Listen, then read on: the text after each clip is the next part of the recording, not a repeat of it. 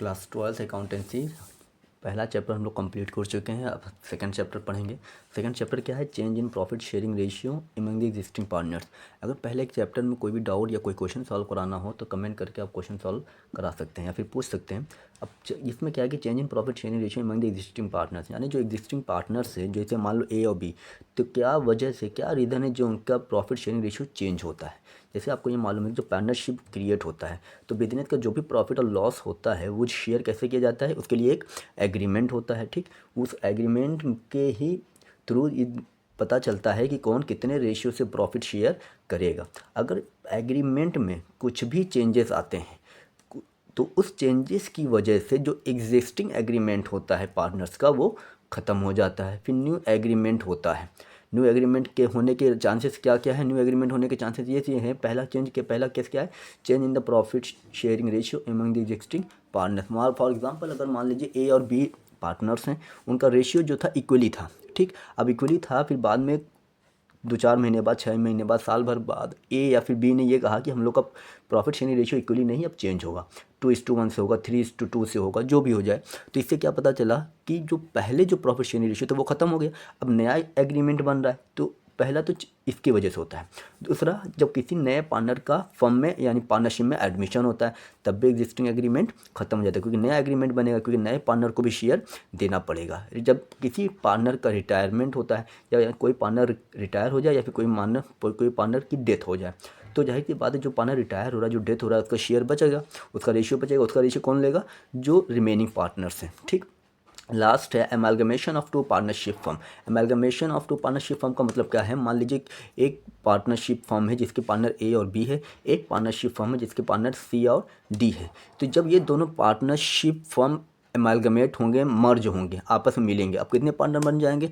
Total 4 partners बन जाएंगे। तो ए बी सी डी, यानी जो इनका एग्जिस्टिंग पार्टनरशिप, एग्जिस्टिंग जो इनका प्रॉफिट शेयरिंग रेशियो रहा होगा ए और बी और किसका? सी और डी का, तो 4 लोग एक पार्टनरशिप में आ गए, 2 पार्टनरशिप मिलाकर, तो अब सबका रेशियो क्या हो गया? चेंज हो गया। जब सबका रेशियो चेंज हो जाएगा तो एग्जिस्टिंग एग्रीमेंट क्या हो जाएगा? ख़त्म हो जाएगा। ठीक है, अब देखिए क्या है कि adjustment required at the time of change in the profit sharing ratio.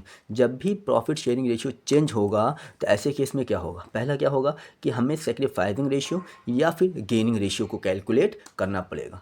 Sacrificing ratio किस केस में कैलकुलेट करते हैं? सेक्रीफाइसिंग रेशियो जब नया पार्टनर एडमिट होता है या फिर जब रेशियो चेंज होगा तब सेक्रीफाइसिंग रेशियो को कैलकुलेट किया जाता है, सिर्फ ये देखने के लिए कि कौन सा पार्टनर सेक्रीफाइस कर रहा है और कौन सा पार्टनर गेन कर रहा है। तो इसके लिए सेक्रीफाइसिंग रेशियो कैलकुलेट करने के लिए old ratio minus new ratio किया जाता है, जबकि गेनिंग रेशियो को कैलकुलेट करने के लिए new ratio minus old ratio किया जाता है। जब जनरल एंट्री पास किया जाता है तो गेनिंग पार्टनर्स को डेबिट करते हैं और सेक्रीफाइसिंग पार्टनर्स को क्रेडिट करते हैं। अब अकाउंटिंग फॉर गुडविल, तो गुडविल भी अभी हम देखेंगे। Accounting treatment of reserves and accumulated profit.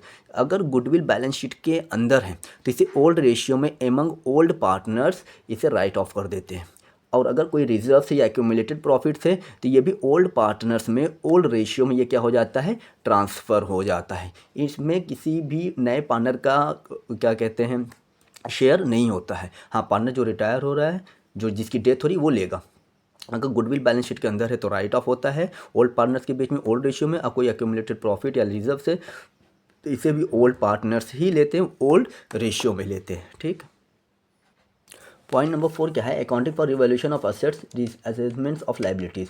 अब चौथे पॉइंट में हम क्या बनाते हैं? रिवैल्यूएशन ऑफ असेट्स और लाइबिलिटीज़ के बारे में, कि हमारे एसेट जो है वो रिवैल्यू करेंगे, क्योंकि जब भी नया पार्टनर आएगा या जब कोई पुराना पार्टनर रिटायर करेगा, डेथ करेगा, तो हमारी एसेट की जो वैल्यू होती है वो रीवैल्यू होती है, यानी तब उसके लिए हम रिवैल्यूएशन अकाउंट बनाते हैं कि एसेट की वैल्यू घटी या बढ़ी, लाइबिलिटीज हमारा कम हुआ या ज़्यादा हुआ, नुकसान हो रहा है या फ़ायदा हो रहा है, इसके लिए रिवैल्यूएशन अकाउंट बनाना पड़ता है। एडजस्टमेंट ऑफ कैपिटल, तो 5वें नंबर पर क्या है कि कैपिटल को एडजस्ट किया जाता है। ठीक, देखिए सेक्रीफाइसिंग रेशियो को निकालने के लिए old ratio minus new ratio, gaining ratio को निकालने के लिए new ratio minus old ratio. Goodwill क्या है? गुडविल का मतलब होता है गुड नेम या फिर रिपुटेशन जो फर्म के द्वारा कमाया जाता है। जो फर्म के द्वारा अर्न किया जाता है, और ऑनर्स जो होते हैं, उसके मालिक जो होते हैं, जो ऑनेस्टली काम करते हैं, जो ईमानदार के साथ काम करते हैं, मेहनत से काम करते हैं, जिसके ज़रिए उनका एक नाम बन जाता है, उसे हम कहते हैं गुडविल। गुडविल दो तरह के होते हैं, एक परचेज गुडविल, दूसरा सेल्फ जनरेटेड गुडविल और इनहेरेंट गुडविल। परचेज गुडविल वो गुडविल होता है जब हम कोई बिजनेस ही परचेज कर ले, पूरा का पूरा किसी का खरीद लें। मान लीजिए उसका जो बिजनेस का जो अमाउंट था वो मान लीजिए 9 लाख का ही था, लेकिन हमने खरीदा कितने का, 10 लाख रुपए का।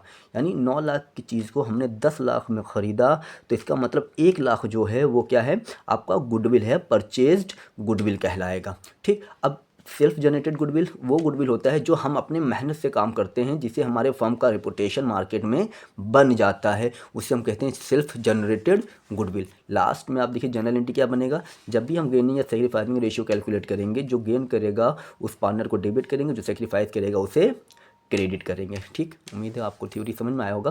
क्वेश्चन हम सॉल्व करेंगे फिर।